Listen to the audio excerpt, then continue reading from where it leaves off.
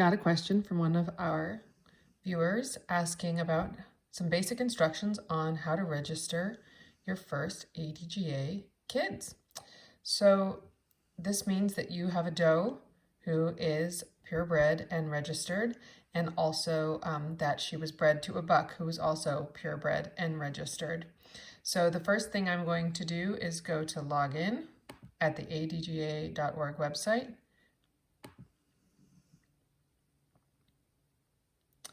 And here we have our member services. So we can just scroll down and we're looking for register a goat. So let's read the options here. You can check, I owned the sire at breeding and the dam at birth. That means that you owned the buck and the doe at the time that this kid we're about to register was born, not at the birth of the mom. I think that's kind of confusing how they worded that. You would check this, I'm registering the first progeny under a service memo. If you used a leased buck or a someone else's buck and not your own, that you did not own. First progeny means this is the first kid you are registering from that service memo. If the buck owner gave you a digital number for the service memo, you're going to want to have that on hand. This third option, I'm registering additional progeny under a service memo. So let's say you sold a doe out of this breeding and then, hey, you sold another buck out of that same breeding later, and you need to go back and register him. You would go ahead and select this option. The fourth option here, I'm registering progeny under an AI memo. That means artificial insemination. That means that you did not necessarily own the buck, but owned a semen straw of his. And the last being, I'm registering with an unknown or unregistered sire dam. In this case, I'm checking the top box. I own the sire at breeding and the dam at birth. So in our first box here, we're going to enter the sire's ADGA ID. If you scroll down this screen, we're going to see also what's coming up. So there's actually going to be a lookup function. So there are a couple different tricks here. If you have your registration pedigree right in front of you, you can just enter the ID from that pedigree. Now, I didn't bring my binder with me, so I'm going to do something sneaky here. I'm going to go over to adgagenetics.org. Thanks for all that news there, web browser. I'm going to go to pedigrees, and the sire of these kids is in fact Springwater AL sweet potato pie. I guess that was in my recent memory. I'm just going to go on over to here. Oh, and look at that. There's his registration number. I didn't have to go find my binder after all. And I'm going to copy that. Go back to my first window, and I'm going to go ahead and put it in the ID box. Now, important to know that although those zeros are there in the database, you actually don't need them to look up this sire. So I entered his ID number. We're going to look up sire. There we go. He shows up. And then I'm going to do the same with the dam. I'm going to go back over to my pedigree search. I love using this as a shortcut. Maybe I'm just lazy, or maybe I'm brilliant. To be determined. And there I can actually see my doe here. I have Miss Sugar Moon V Java Pepper. She's the dam of the kid I'm registering. And I'm going to go ahead and sneak that on over to my other window. Okay, so I'm going to enter in the dam's ID number, take out those extra little zeros. Okay, now we're going to say look up dam.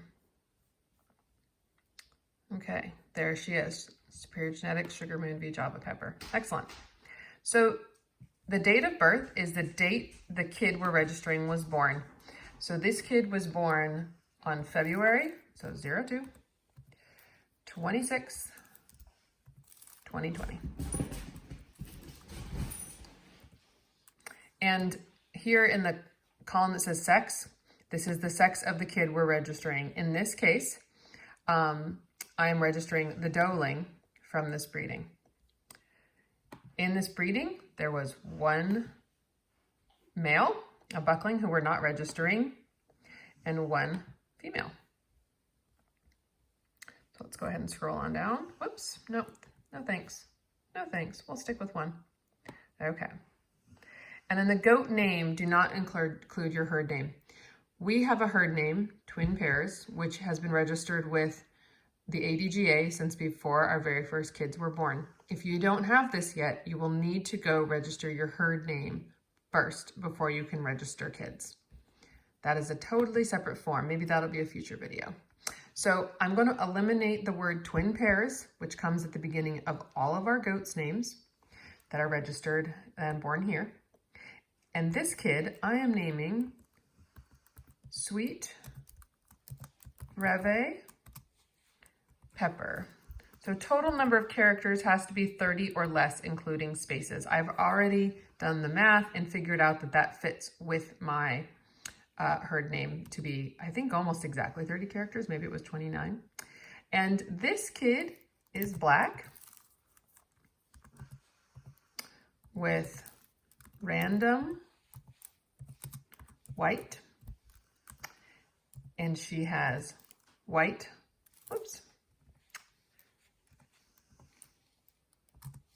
white on pole. That means she's got a white spot on the top of her head. Now, there are color genetic Facebook pages and identification groups and websites just dedicated to how to properly identify Nigerian dwarf color. That would be a really fun video to do in the future. But some people just keep it simple. I know some breeders who, even if there are fancy names for certain color patterns, they put black, white, brown, and that's all they write. Okay, so we're gonna hit next. So we're gonna go to breed. This doe is a Nigerian dwarf. Conforms to, this means what breed does she actually look like? Nigerian dwarf. And then under horns, we disbud all of our kids. So I'm going to say disbudded, but if this was a polled goat, I could say polled. If I left the horns intact, I would put horns. Dehorned as opposed to disbudded means that they had the horns surgically removed later, not as a baby. I had never noticed there's an option for skers. Huh, good to know. Okay. We're going to go with disbudded. Nigerian dwarf's ears are all erect. Pendulous would be a Nubian, those nice big long ears that hang down. Gopher or elf would apply to like a La Mancha who has a little bit of tiny ears. You might want to Google pictures of which is which to get a better idea. And airplane are ones that sort of stick out sideways. So we are going to select erect because we are registering a Nigerian dwarf. So here it has tattoo location. All ADGA registered goats must be tattooed. It's not optional. You can also add an electronic ID, but to this day, as this was shot in 2020, tattoos are still required. We put our tattoos in the right ear and left ear. You might use the tail web right, left, or the center, or you could use a combination. If you have a La Mancha, you can't put a tattoo in an ear. So it's pretty important that you put it in the tail web.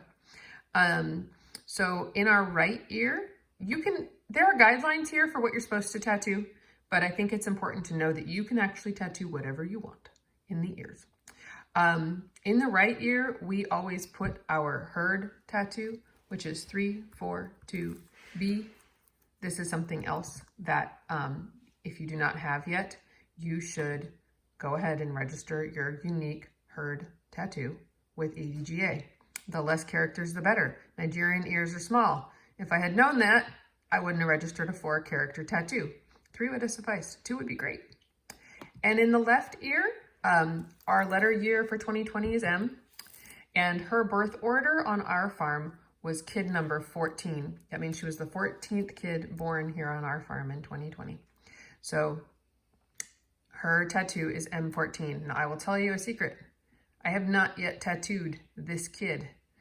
I will, after her pedigree is registered, I will take a printout of that and keep it, and then when on our tattooing day, I will use it as my guidepost for making sure I tattoo her correctly, and her tattoos match what I registered her as. And we have a video about that if you want to learn how to tattoo your ADGA registered goat. Include tattoo comment. You could say if there was a tattoo error. I think you could also say here if it was blurry. And goat has radio frequency ID. No, she does not yet. We will at some point in the future. And at that point, we will also have to go and tell ADGA and have it added to her pedigree and get a new pedigree sent to us. I'm gonna go next step. If I had sold this doeling and wanted to skip the cost of having to transfer this to the new owner, I could just transfer it right here and put in the buyer's information. Even if they're not a member, I can include their information. It does cost more to transfer if they're not a member. However, I don't like to transfer my goats until the day they're picked up in case the buyer backs out. So at this time, and this doe isn't for sale anyway, no transfer at this time. Documentation, you can add a 4-generation pedigree. It's a document that shows literally this family tree back 4 generations. I don't need one of those. I know the pedigree pretty well. So I'm gonna go next step.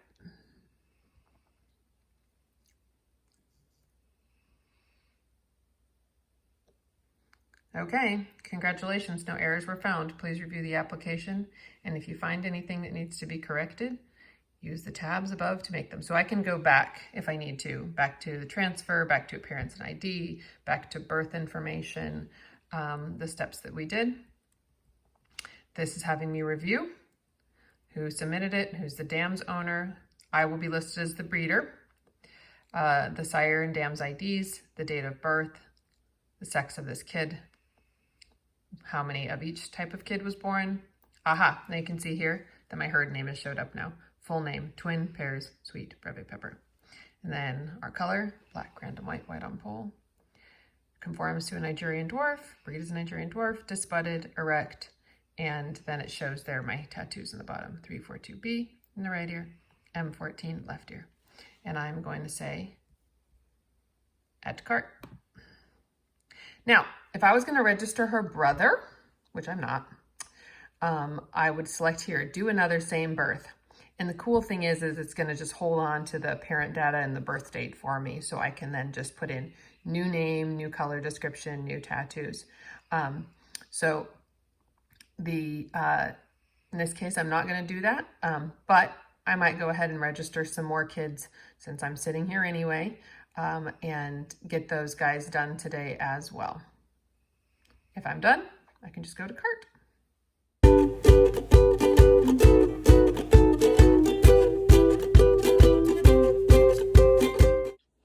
I've just finished adding in one more doeling from another birth. Now I'm ready to finish up, so I'm going to go done, go to cart. At this point, I could delete or edit any of the submitted kids. I could go back to registrations if I wanted to add more. Here you can complete your transaction by paying with the balance that you have. We have a bunch of credit on our ADGA account, or you can scroll down and include your credit card number. I'm going to go ahead and complete transaction with some credit. Confirm payment. Submitting application.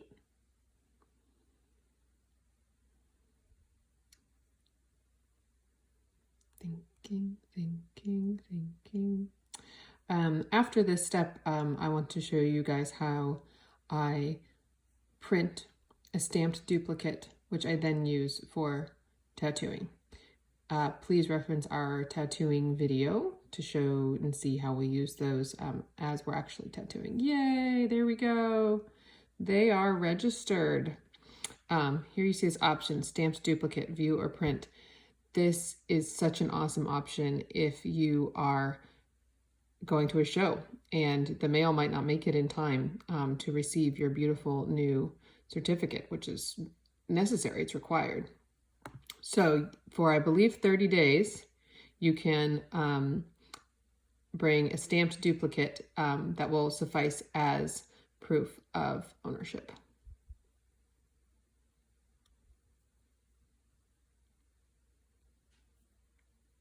If it works.